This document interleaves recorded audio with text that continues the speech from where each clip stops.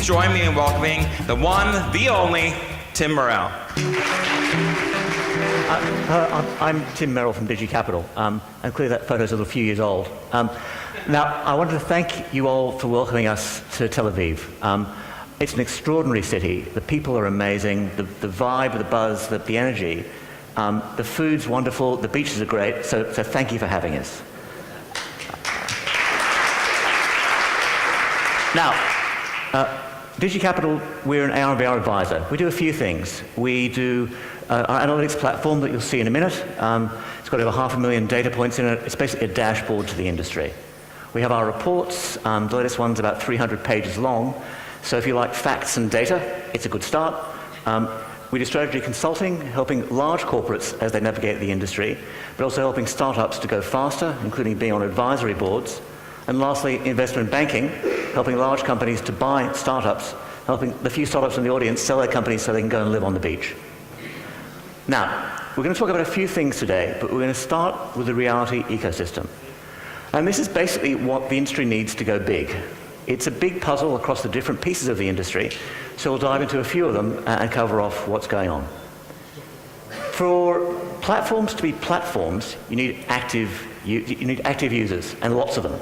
You know, tens of millions are a starting point, hundreds of millions are better, but really everybody's aiming at billions. Now, today we're all users of the biggest platform in history, mobile. There's 4.5 billion of us using the phones in our pockets. For mobile AR, there's already been some proof that you can actually start to reach those numbers, whether it be with Snapchat, with Pokemon Go, with WeChat. It's possible. It isn't there for most apps, but it is possible for mobile AR. With smart glasses, it's too early to tell. There isn't a consumer market yet. There isn't really a consumer product yet, so we'll have to wait and see.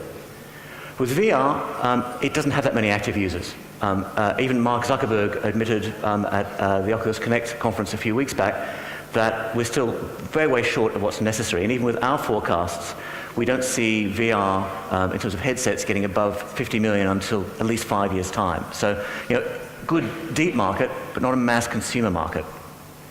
When we look at the next thing is high-frequency users. Now, if there's one lesson that we've learned from mobile, it's that frequency equals money. So if you think about, say, the top 1% grossing apps on the App Store, they have 35 times the amount of daily active usage of the top 5% grossing apps. With mobile AR, again, it's already been proven that you can get high daily usage. Again, Snapchat, Pokemon Go, WeChat. Soon with what's coming, which I'll come back to with Google Lens as it's baked into Google Maps. With smart glasses, too early to tell. Again, if we actually have them on people's faces, well, there has to be a reason, but it's not proven yet. And with VR, it's a challenge. With our strategy consulting work, we've got a user strategy team. And so for startups in particular, we do app testing.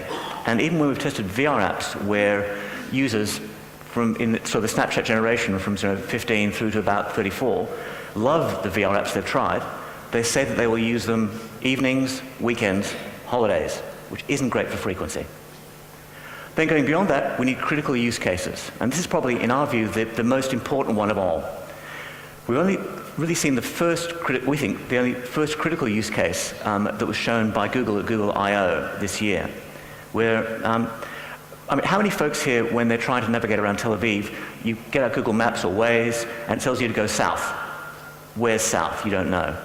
With what was shown at Google I/O, they combine Google Lens with computer vision, with what they're doing with AR, with the mapping data, to where you hold your phone up, it recognizes where you are, it points an arrow where you need to go, gives you a little fox to follow.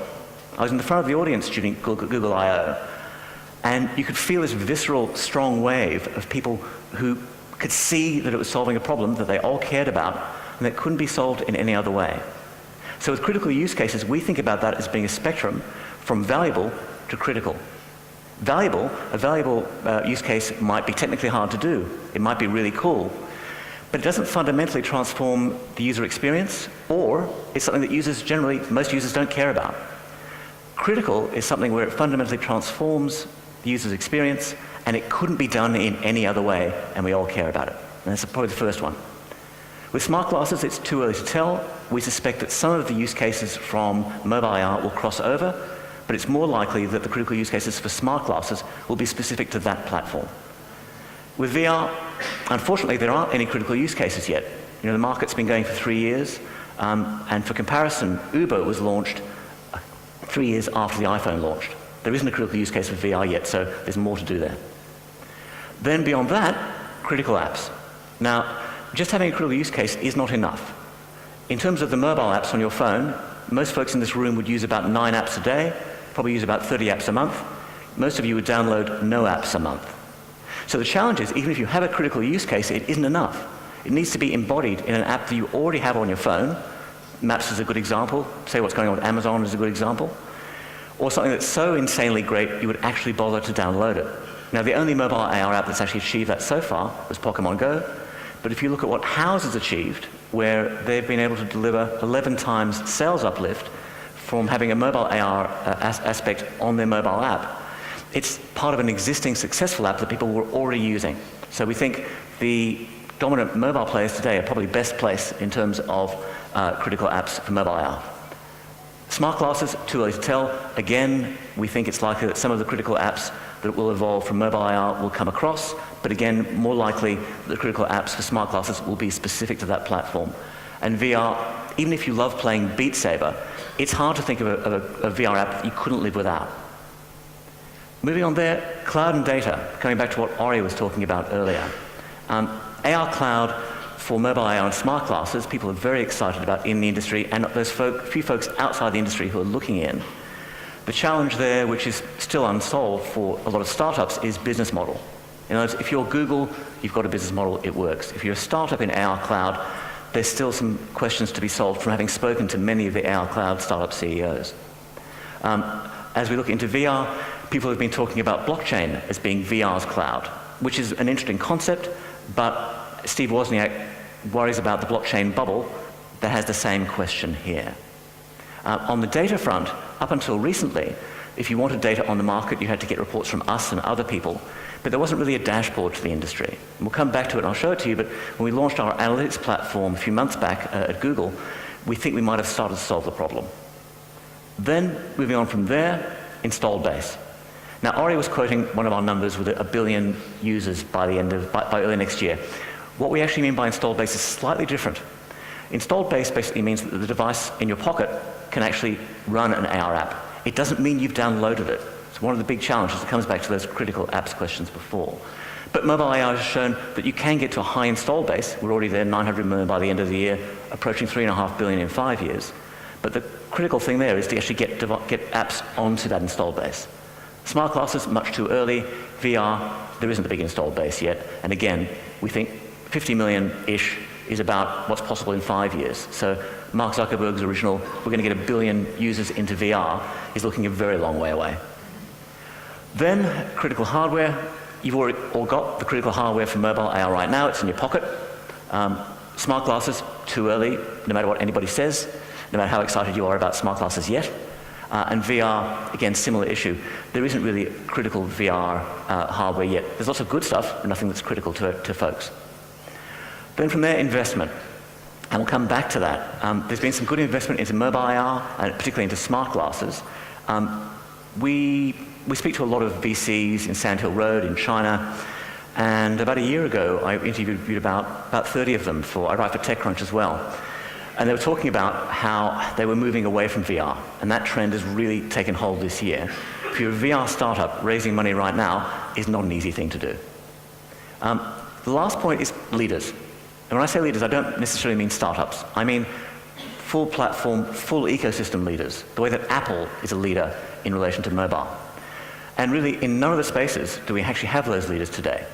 We've got the people who look like the right candidates, you know, Apple, Facebook, Google, Alibaba, Tencent, and others, Niantic, but nobody that's really taken the full stack and actually gone out and actually shown that they can lead in that market yet. And it really is all for the big players to step up and actually do that. So when we look at the ecosystem in the round, for mobile AR and smart glasses, it's still too early. You know, it's got huge promise, but it's too early to tell. For VR, it looks like it's got a lot to do still. Now, moving on from that, so as you might have known if you've seen the report we handed out with the AWE folks before the conference, we did a survey globally where we spoke to you guys to find out what you thought about the industry, not just what we think. And here's what you had to say. The survey was the view from the top. In terms of where the companies were coming from, more than half of the folks, many in this room, are startups.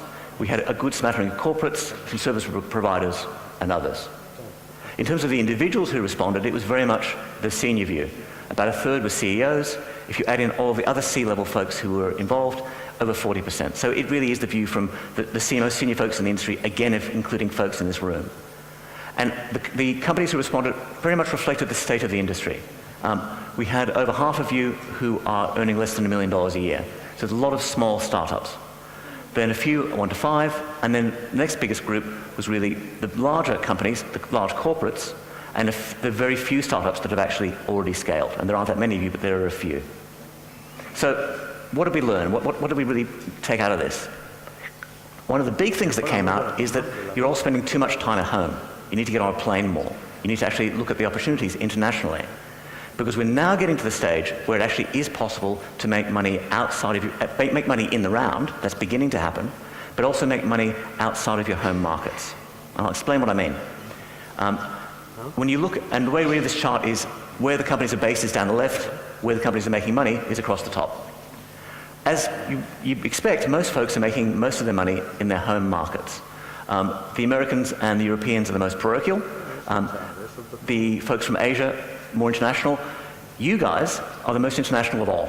Of the companies in the region, by far the dominant amount of companies were Israeli companies.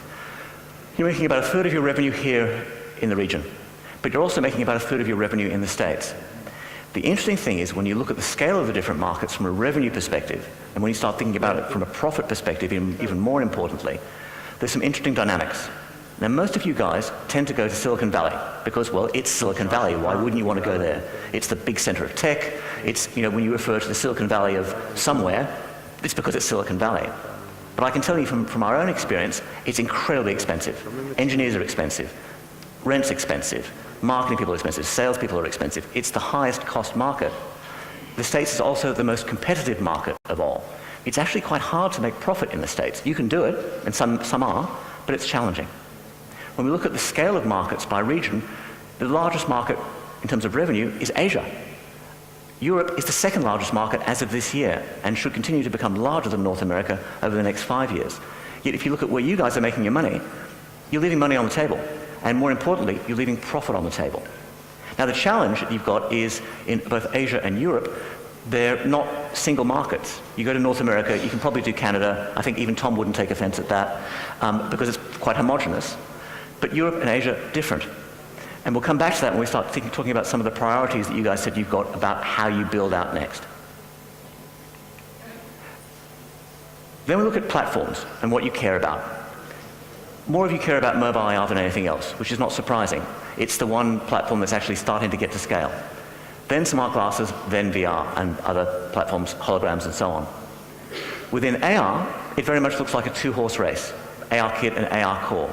There are lots of other platforms which fill in different niches, but they need to differentiate themselves in order to be able to really get your attention. Within smart glasses, if you're focused on enterprise, unsurprisingly, it's HoloLens. If you're looking at the consumer market, it's Magic Leap, even though Magic Leap isn't actually a consumer product yet. Everybody else, you're not quite so interested in. And with VR, again, not surprisingly, it's Facebook with Oculus, HTC, Microsoft. That bit of the survey was actually done before Oculus Quest launched. We actually think Facebook and Oculus would rank a bit higher if the survey was done this week. Surprisingly, though, for that one, all the Google offerings rank quite low. So you don't see that focused on what Google's doing. Sony also indexed quite low. We think that's because this survey was of the whole industry. It wasn't just games focused. So since PSVR is basically a peripherals PlayStation, if it had just been games developers, that would have indexed higher. Then, who buys your products and why do they buy them? Most of you guys are focused on enterprise end users, so the big companies, then B2B companies, so companies where they're buying your products and services, incorporating them in their own, and then selling them on to somebody else, whether consumers or enterprise, and lastly, consumers. So in terms of the consumer end users, they're buying your stuff to have fun, learn, and explore. No real surprises there. When you look at enterprise and B2B, you start to get an interesting dynamic. what you notice is that for the enterprises, so for the corporate users, the big companies, they care most about increasing productivity, saving cost, saving time. So it's about saving. When you look at the B2B customers, so if you're selling, say, a lens to a smart glasses maker, they care about innovation, same as the others do, but they care about gaining competitive advantage. So for them, they're thinking about the revenue opportunity, they're thinking about the growth opportunity. So quite a different mindset. And when you compare the two, what you see is pretty stark. Increasing productivity, number one for the enterprise. Last for B2B customers.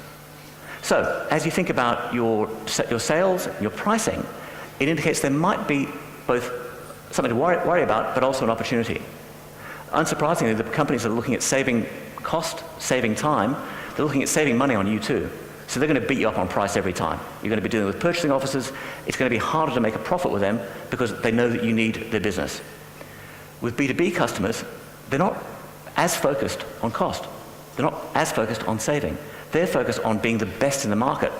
So something that's pretty much universal in all sectors, not just AR and VR, is that all startups underprice their products.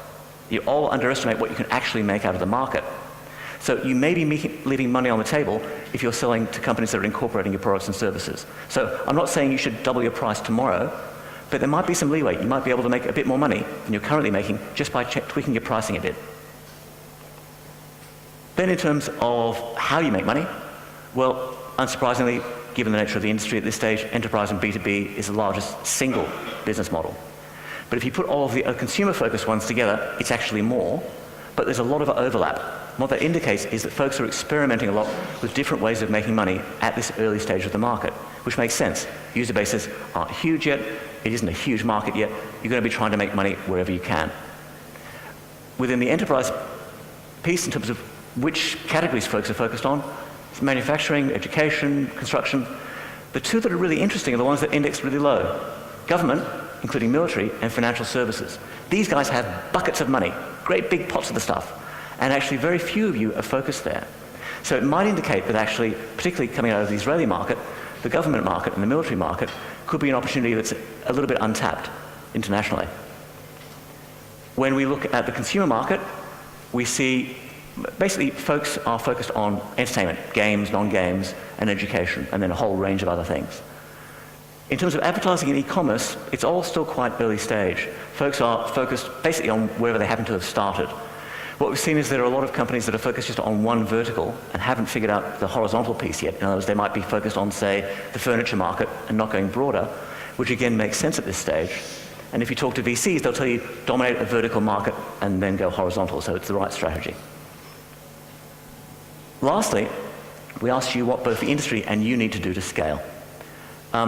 You guys thought much the same as us. Critical use cases, that's the thing which the industry has to get right. And it's really refreshing because you guys aren't saying, oh, we've got it all figured out, we know what the use cases are. You're saying, actually, we're kind of feeling our way, we're making it up, we've got some we know work, others we're trying. That's the number one, and then everything else flows from there. Then you've got active users, so again you recognize that even though there might be a large installed base for mobile AR, there aren't enough active users yet. So it's all about the user. When we're looking at what your companies need to do, as well as new products, bigger customer client budgets, more effective go-to-market, so the sort of things you'd expect. But the last piece here comes back to what I was talking about before in terms of leaving money on the table internationally. On roadmaps, strategic partnerships, number one. Now, as you think about strategic partnerships, it isn't just about distribution channels. It isn't just about technology. If you think more broadly about where you could make money while you're doing those strategic partnerships, if you look at markets where maybe there isn't somebody doing what you're doing in Japan or China or South Korea. Now, hard to penetrate. You have to have a local partner to go there.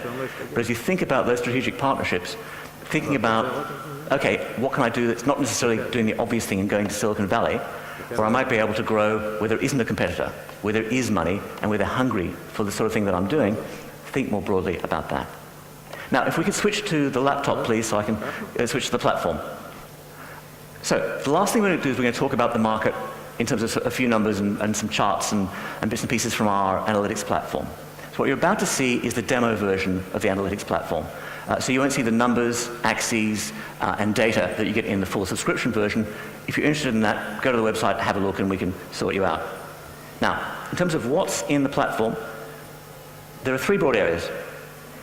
There's platforms, so hardware sales, hardware and software installed base, revenue, as many different ways of looking at it as you like, and ecosystem, all the companies, all the deals, all the investors. I'll jump over hardware sales and go straight to hardware and software installed base. So that big blue bar is mobile AR. We're talking about over 900 million by the end of this year and heading towards the 3.5 billion range within 5 years. But if we back out of that and look just at the headset market, you get a very different dynamic. And here what we see is VR and smart glasses in all the different iterations achieving a bit over 100 million in 5 years' time. So it's slower growth. It's about 3% of the mobile AR installed base in 5 years. So good starting point, but it's not going like this yet. Now, the obvious question when we look at this is, well, where is all this data coming from? So I'll give you an example. If we look at, say, PlayStation VR, we get hard data directly from Sony on sales. We've got great secondary data on both attachment and attrition rates for PlayStation peripherals. Gives us a really good basis for both historic and forecast numbers on the market. Similarly, if we look at mobile AR, we have great data on adoption rates for new versions of Android and iOS. We've got compatibility by device globally, and also we've got information directly from the smartphone makers on which of the devices they're configuring, particularly around AR core, to be compatible with the platform. And again, so for historic and forecast numbers, gives us a really solid basis. Next, we're going to move on to revenue and what the trends are, where things are going. Here what you see is mobile AR and smart glasses outstripping VR by around 6 times over the next 5 years. So AR is going to be a much bigger market going forward. What you also see are all the different business models, whether it be App Store, hardware, e-commerce, all the different pieces. You can see it's quite a diverse market. It's not one big monolithic market, and you start to break it down a bit. What you also begin to see is the scale of the market on a global basis, and how, for instance, China, and this is the 5-year numbers, not just a single-year number, is going to be the biggest market over time. It's already trending in that direction. US next, but again, you look at Europe, it looks like a lot of little countries aggregate it. This year is going to be bigger than the States and Canada combined. But that's really not enough when you're actually thinking about building a business. So let's dive in and work through an example to give you a better feel for this. So let's say you were a mobile AR education app developer, and you were based somewhere here, let's say you were based here in Israel, so you were in this region. And you're thinking, okay, well, I can take 10% of the market next year. So what are we talking about? Because the big numbers are exciting, but what are we talking about? So next year, in the region, 1.8 million in total for mobile AR education apps. So if you can take 10% of that market, it's not a lot. You can't really build a business doing that. So when you come back to what we were talking about before, about how you're looking internationally, you have to. You don't have any choice. So let's look at what that could look like and what regional markets could make a difference for you. So let's say you decide, okay, I'm going to go and look at North America. What does that mean in revenue terms? So if we add North America in, what's the size of the market you're aiming at? Okay, that's almost a 20 million market. So if you take 10% of that, now you're talking about something where actually you could start to make some decent money. It may not be enough for building a huge business, but it's a pretty good start. But then let's see what else we've got. So keep that 20 million figure in your head. Let's get rid of North America. And let's say you were looking across Europe with a partner. Now what are we looking at in terms of revenue? Okay, 24.4, so a little bigger than the States and Canada next year. But still, I've been telling you that Asia is valuable, so let's look at them. Just look at 3 of the major Asian markets, not the whole piece. So let's get rid of Europe, and let's add in China, Japan, and South Korea. So next year, if you were able to go in those markets, 38.2 million. So if you can find the right partner in Asia, whether it be a Tencent, a Line, a Naver, one of the major Asian players, and you can actually penetrate those markets, you're looking at a much larger addressable market than if you immediately go to Silicon Valley. also the level of competition for some of what you're doing here could actually be lower because of the innovation coming out of this market. So I guess what I'm trying to say to you is don't just think domestically, don't automatically go to Silicon Valley, think about some of the other regional markets as you build. Now, and again, this is just the App Store market, premium apps, in-app purchase, but if you're looking at e-commerce, rather than looking at the 20-odd App Store categories, now you're looking at different sort of categories, all the things that people buy, from cars to clothing to toys. And again, as you dig into those individual markets on a global basis, you start to get to a lot more detail. And that's really the point of this, that when you're thinking about your country rollout, when you're talking to VCs, talking about it's going to be an X billion market and this many billion users is totally meaningless. A VC they might nod and smile, but they're not going to take you seriously. If you can say, this is my addressable market on my platforms, in my countries and regions, then you actually have something that's credible. Now, we're going to finish up is talking a little bit about the deal side of things and what's happening there. So I'll skip over the other different pieces, whether it be enterprise and so on. Now, knowing the market itself isn't enough. You need to know everyone, and you particularly need to know your competitors. So if, say, you were, let's say you were a medical app developer, and we want to look at see who your competitors are globally, the number of startups who we speak to every day, where they say to us, we have no direct competitors, and we'll get 4 or 5 that they've never heard of internationally. You need to know this stuff. You need to know who your competitors are, you need to know what their products are, you need to know their stages, you need to know who their investors are, so you don't go to a VC who's going to take your deck and give it to a direct competitor you've never heard of. You need to actually dig into this stuff, and this is the information you need to know. The next piece is really a critical one, and that's valuation. Up until now, there hasn't really been a way of actually having a sensible discussion about valuation in the marketplace. People aren't really sure of what the valuations are. There hasn't been a quantifiable way of doing this. So because our team also has an investment banking background, and for those of you who I don't know, I'm a software engineer, investment banker, and lawyer, so I like numbers. We've dug in and done over 900 individual company and deal valuations. So you can look by sector, by stage, by country and region, to see what's going on with valuation. And I'll give you an example to make it a bit easier to understand what I mean. If we look at, say, the photo and video sector. So, okay, if we look at that, so the average valuation across all the different stages is 15 million, ranging from 0.3 to over $500 million. So a pretty broad range. But if you look at, say, a specific stage, so let's say we're looking at pre-seed deals. So on a global basis, the average is 6.7 for valuation, but ranging from 0.1 to 19.5. But depending on which VC you're talking to and where you're talking to them, they're going to have different expectations as to what you're worth. So let's have a look at that. If we look here, this is mainly going to be Israel. At valuations, look at pre-seed in the photo and video space. Okay, the average is 1.4, ranging from 0.7 up to 5.3. So quite different. But if we then go and look at, if you're talking to an American VC, the average is 6.7, a lot higher, and a broader range. But this one hopefully will be helpful. If you're talking to Asian VCs, where the dynamics are very, very different to here, and where there's money looking for a home, the average is 10 million. So as you're thinking about which VCs you're going to try and raise money from, where you're going, what you're doing, what the valuation is, again, having hard data means you can have a decent negotiation. Rather than the VC saying, you're worth this much, you can say, well, actually, I understand what you're saying, but you're wrong. This is what the averages are. Here are the highs and lows.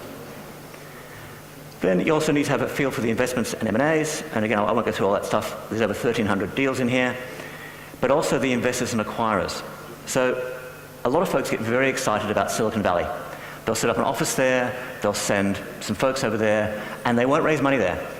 And the reason being is that most Silicon Valley investors want to be within driving distance of where the HQ of their portfolio companies are. So there are a lot of American VCs that simply won't invest in you because you're based here. But there are ones in Asia who will be more international, the ones in Europe who will be more international. So understanding who they are, where they are on a global basis, and which sectors they're in, really important. And the other piece there is, there's no point in going and talking to a VC who's already invested into a direct competitor, because that'll do two things. First, you're wasting their time. Secondly, when you give them your deck, it'll go straight to that competitor, because VCs, that's what they do. And lastly, you're bothering them at a time when you may want to come back to them in the future. So you need to understand who the VCs are in your sectors, in your markets. The last piece I'll finish up with is deal flow. And Ori was talking about the amount of money that's been coming into the sector. And while the headline numbers are huge, there's a lot of subtlety beneath them that it helps to understand. The first thing is if we look over here at the actual deal flow, this is the number of deals. What you see is that the deal flow has been declining by about 10% a quarter for the last year. So actually the number of deals is down about 40% on where it was a year ago. And if you look at where that's been happening, the blue bar there is seed deals. So if you're raising seed money, it's become harder. About half the number of seed deals that there were a year ago. Series A has also had a bit of a hit, not as much. But when we start to look at deal value, the actual dollars that have been invested in the last year, you see a pretty clear pattern. There was what was originally the record about a year ago, just a bit over $2 billion. It dropped by about half because there were some big deals that didn't happen, and then it's steadily been climbing to well over $2 billion in this most recent quarter. But looking at that number doesn't really tell you the true picture, so we'll look at it regionally. Let's look at North America. When we look at North America, you get a pretty clear picture. It's dropped off a cliff. At the end of last year, there was about $1.5 billion invested, then a record for North America. And that has declined steadily to where in the last quarter, Sand Hill Road and other American VCs invested less than $120 million into the sector. The reason this has been happening is they are waiting to see signs of mobile AR traction before they're actually going to put money to work. So even though that sounds counterintuitive, they're taking a long-term solution to a short-term problem. So trying to raise money from American VCs at the moment in this space is not easy. But if we then get rid of the Americans and look at Asia, and particularly let's look at China, you get a very different picture. What you see is that Chinese VCs have invested around $3.8 billion in the last 12 months into AR and VR. But where they've invested, it might be different to what you expect. It isn't pure smart glasses, it isn't pure VR, it isn't pure mobile AR. The biggest investments have been going into companies like SenseTime, MegV, Kujiale, companies that are using computer vision and crossing over into AR. So as you're thinking about, if you're a startup in the room and you're thinking about who you're going to raise money from, where you're going to raise money, can you raise money, how you do it, understanding that actually the Asian VCs, particularly the Chinese VCs, are by far the most active in the market, but particularly focused on computer vision as it crosses over into AR, that's the space to focus on. So that's all for me in terms of the formal bit, so thank you very much.